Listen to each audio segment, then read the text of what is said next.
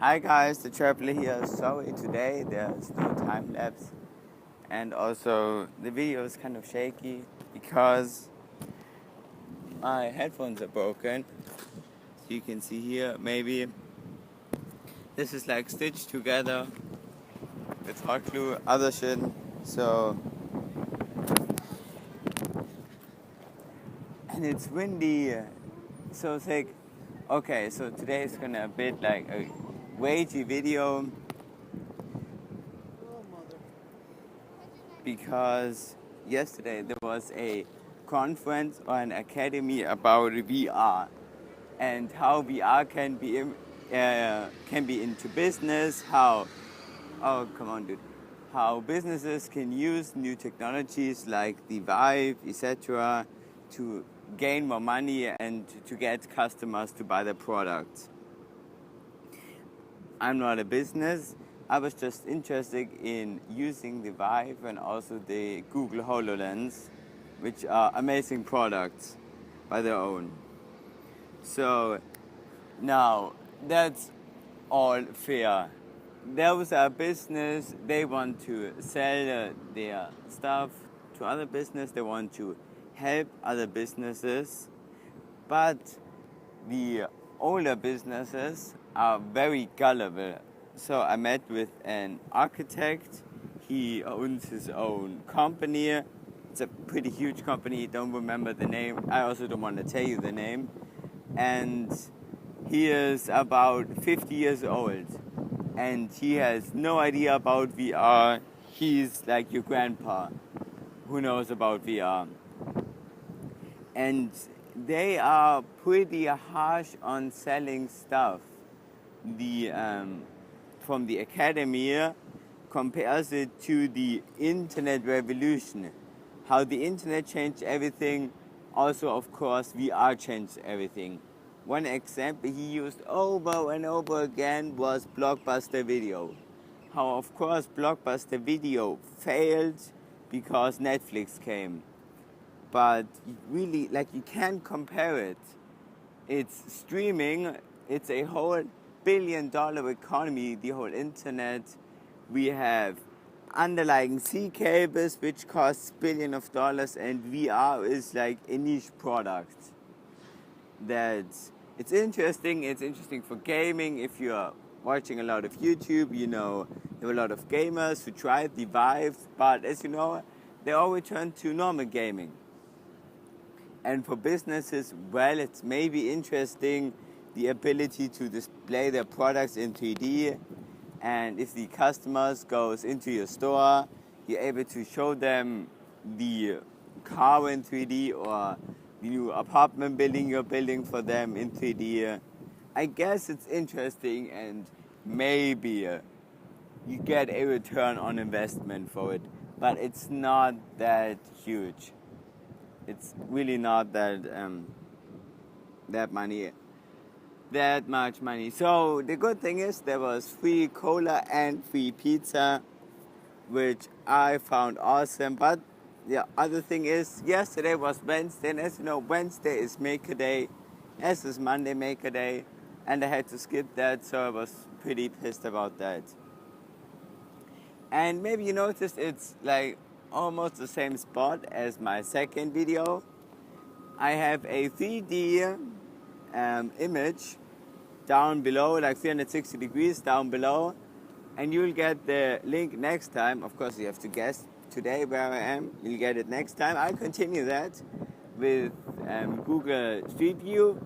You can create your own 360 photo with your camera, and then the next video I'll link the image so you always know where I am.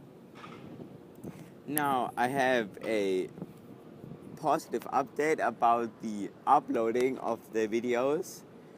I usually try to go to university, as I told you, because they have way better upload speeds. And now I got a Raspberry Pi. It's a small computer which runs Linux, and it's connected to the internet over Wi-Fi, which is the Raspberry Pi 3, or over Ethernet, which is like the internet plug for all you old people out there. So it works. It takes 12 hours to upload the video, So it runs overnight. It costs $10 because again we broke our internet coverage and our included internet. We just rushed through. Sick, but who cares? And I know I hate to beg for money. I hate that when other people do it. But just down below is PayPal link if you want to do something, help me buy a new camera, buy new stuff. I also found very interesting there's a gimbal system for your iPhone. So it's a holder and then the iPhone sits on top, and when you move, the iPhone moves with it. And it should be very stable. If I get my funding goal, well, that sounds like Kickstarter. If I get enough money, then I'll maybe buy it. As you know, the money counted today. $560. Cha-ching! I know it's pretty low now, much lower than before, but I had to buy new groceries. I bought a new towel, bought new swim shorts, and so on, and it really adds up when you buy coffee and so on. So what I did today is, hope you don't fall camera, is I printed out 10 CVs. So that's like my cover letter. First part of the CV, second part of the CV. So, future employer, if you're watching this, you know how good I am with editing and my electronic skills are awesome. Web Nation. So hire me. Perfect. And also my YouTube channel is linked there. So you know what's up, mate. Okay. Now this is the amazing voice from the off effect, which cinemas love to do. So here you go. And maybe you notice the quality is not that good because, well, it's my secondary camera. You can still see the awesome scenery behind me. Cool. Come on, mate. Here we are. So, next subject. This today will be a longer video. I hope, well, of course you're fine with it because you're watching it. So, next topic. WhatsApp is, in Germany, it's the standard communication way now. We don't use telephones. Who does these days? No SMS. We use WhatsApp. And don't even Facebook. And here there is WeChat, which is the Chinese or Japanese equivalent of WhatsApp, which is very popular here, and Facebook Messenger is also, again, very popular here. I don't know why that is. I don't know why it should be. I think WhatsApp is the easiest way. I don't really like Facebook Messenger because if you're on public Wi-Fi, they can see exactly what you type. So, not that happy with that. Now I have 3 apps running if I want to communicate with other people, so that's pretty sad. Another thing which you'll probably see in a time lapse I did 2 days ago is there were a lot of tourist ferries. It's like every city close to the ocean where they do a ferry. Like there is glass everywhere and the ferry moves around the Sydney. Someone is in there saying, oh yeah, wait, sorry. Oh yeah, this is the Opera House and there we have this and this. And it's about $50 per person. It's just sick, bomb. But then we have public transport, and public transport includes ferries. They are older ferries, but they work, they are pretty cheap. I think it's to go over the river from the Opera House to the other side. Well, also did a review. No, it's not a review. You don't really review Sydney. more like a sit log. That's how I call it. We did a sit log at the ferry, which was pretty short. I know, I'm sorry, I didn't want to stay long there, but it was pretty interesting. And again, the Uber, huge here. I got like question what Uber is, or yeah, Uber depends what you call it. So Uber is a taxi for everyone. So usually if you want to be a taxi driver, depending on your state, depending on your country, you have to do certain tests. You have to have your driver's license for a certain amount of years.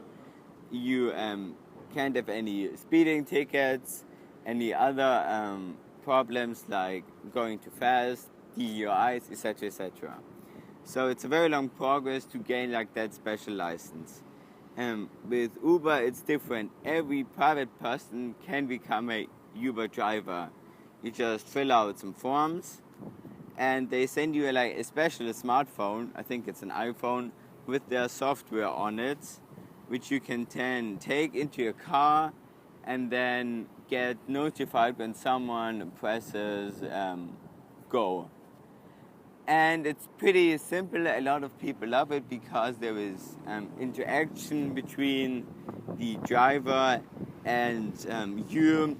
Because when it's a private person, some persons do it for the first time, and of course the driver is also nervous on how the customer will react and so forth. So it's like interesting concept, but they don't earn a lot of money. I heard it's way less than a taxi driver, sadly, but it seems to be pretty flourishing here. It's very high density.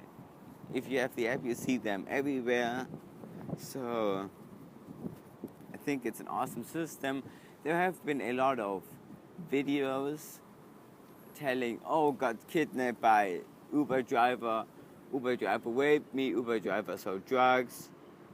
I think, well, there are bad people and there will be bad people using the Uber system, but I think you're on the very clear side when you're using it here.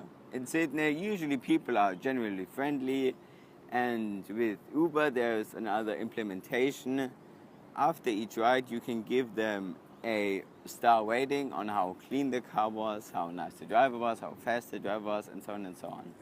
So if there are drivers who are actively bad or actively don't want to do stuff or harass you, then they will get bad ratings and then revoke their license.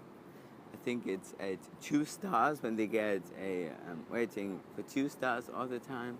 So it's interesting.